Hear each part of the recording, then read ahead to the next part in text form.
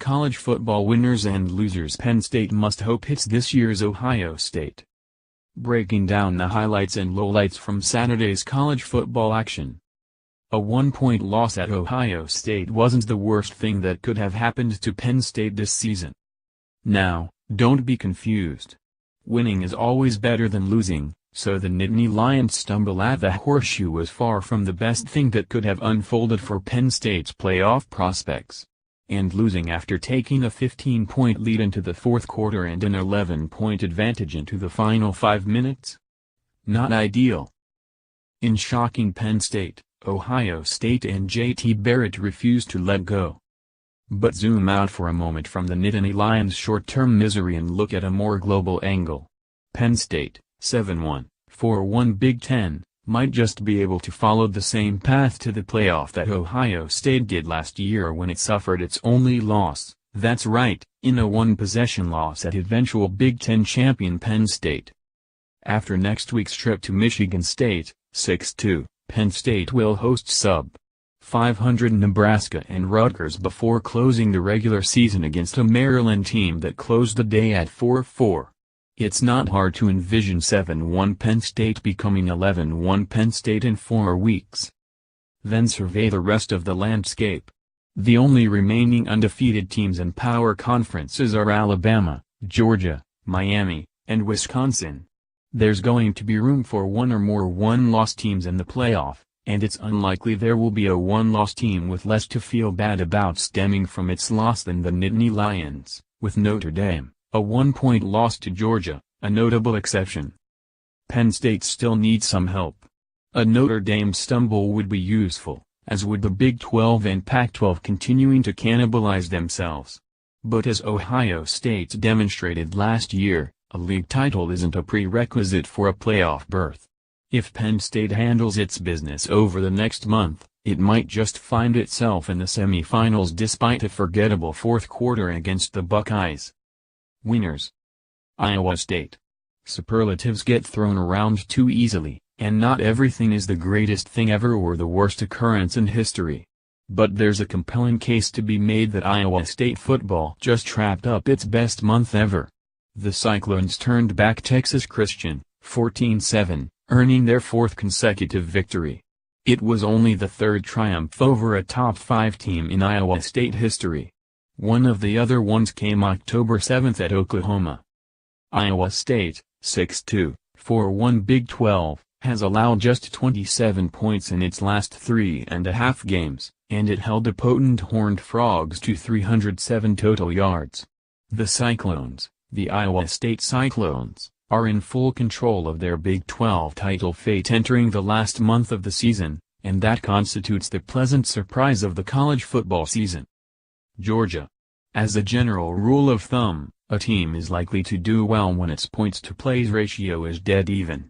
Such was the case at the world's largest outdoor cocktail party, where the Bulldogs remained undefeated with a 42-7 rout of Florida. Georgia, 8-0, 5-0 SEC, took only 42 snaps, averaging 9.4 yards per play and easily distancing itself from the overmatched Gators. A victory next week over South Carolina effectively secures the East Division and a trip to the league title game for Kirby Smart's team. Notre Dame. The reinvented Fighting Irish, 7-1, did it again, silencing NC State's able offense in a 35-14 victory as tailback Josh Adams became the first rusher to pile up 100 years on the ground against the Wolfpack this season. Then he did it again, finishing with 202 yards and a touchdown as Notre Dame won its 6th in a row. A week after chasing Southern California quarterback Sam Darnold, the Irish held NC State to 263 total yards and allowed only one offensive touchdown. The Wolfpack also scored on a blocked punt. An injury to NC State tailback Nyheim Hines made matters easier for Brian Kelly's team, but it didn't entirely explain the Irish's dominance. Arkansas. Did Saturday mark the beginning of Brett Bielema saving his job? Perhaps. Arkansas spotted Mississippi a 24-point lead less than 20 minutes in, then came back to earn a 38-37 victory on Connor Limpard's field goal with 4 seconds to play. Arkansas, 3-5, 1-4 SEC, gets Coastal Carolina at home next week and closes with Missouri. Get a split with Mississippi State and Louisiana State, and 6-6 is within reach. Now, is it enough to fend off a coaching change? That's tough to tell. John Wolford and Matt Colburn. Wolford outplayed Lamar Jackson and tailback Matt Colburn tore up a program that jilted him in early 2015 near signing day as Wake Forest tripped Louisville, 42-32. Wolford has spent much of his 4 seasons as the Demon Deacons starter, and that meant absorbing some brutal punishment as Wake Forest fielded an offensive line that was every bit as untested as the rest of its team. The durable senior threw for 461 yards and 5 touchdowns against a feeble Louisville secondary and tacked on a rushing score in the best game of his career. Meanwhile, Colburn, who was told 2 days before he was set to sign with Louisville that there was no scholarship available, rumbled for 134 yards on 24 carries as Wake Forest, 5-3, 2-3 ACC, defeated the Cardinals for the first time and inched within a victory of bowl eligibility. Losers.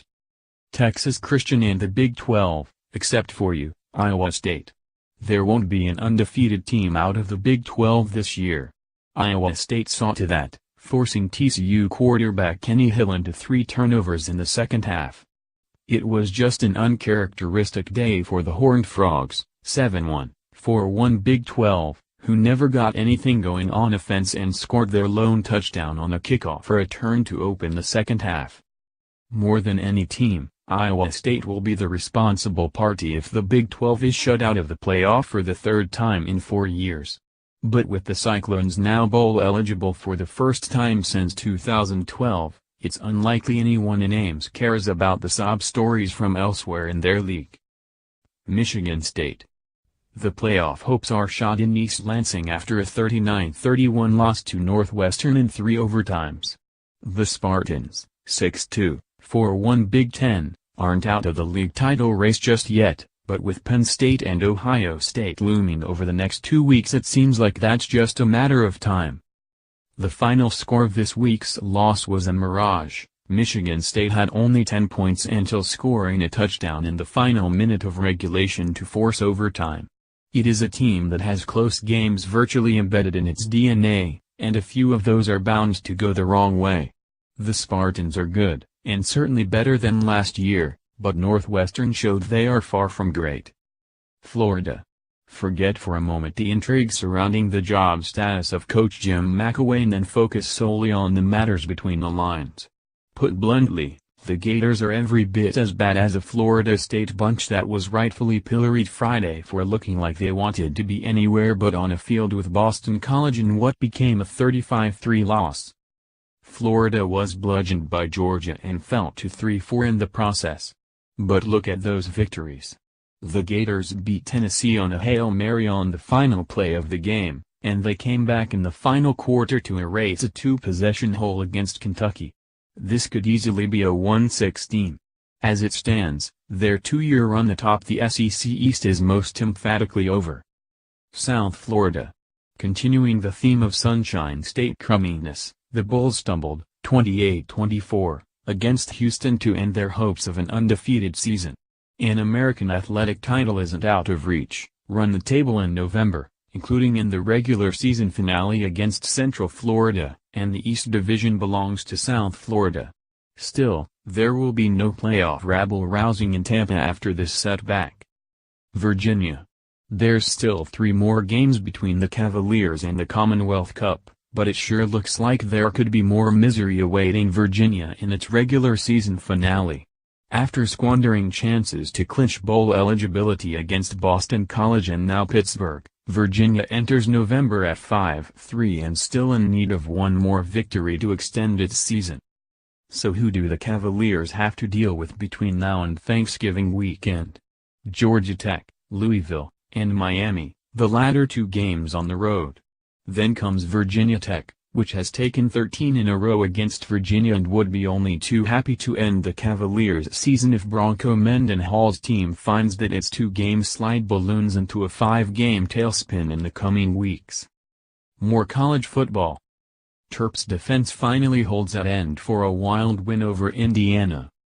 Dartmouth assistant tossed for smashing window in coach's box and lost to Harvard.